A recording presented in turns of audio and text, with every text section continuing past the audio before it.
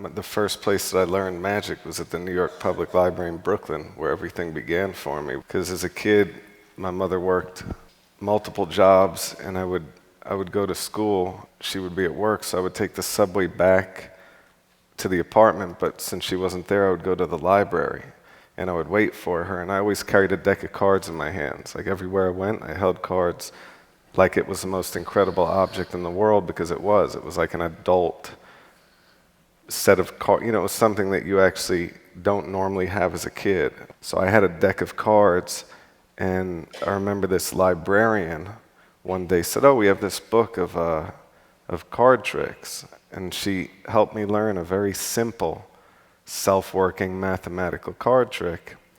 And I learned it quickly because it was very easy.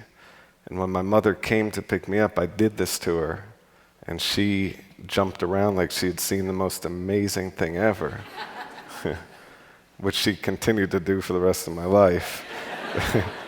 What was the book?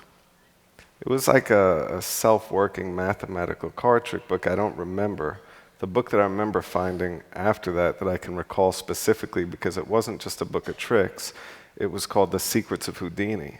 You know, at the age of 5, when you see a man chained up sideways to the side of a building, a straitjacket, looking really scary, you don't forget that. And I started looking through the book, and I started seeing all these amazing things that he was doing. And what I liked about what he was doing is you could very easily tell from the pictures that he was doing things that were real. So it wasn't like an illusion or a magic trick, even though he employed that into what he did. But what the guy was doing was clearly real and physical and dangerous.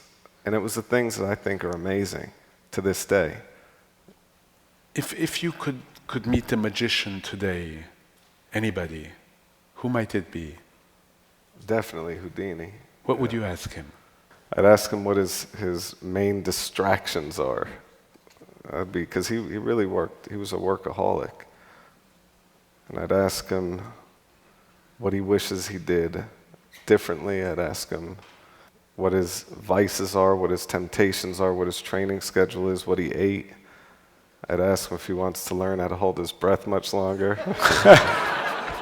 I could teach him. Yeah, he'd be my top choice.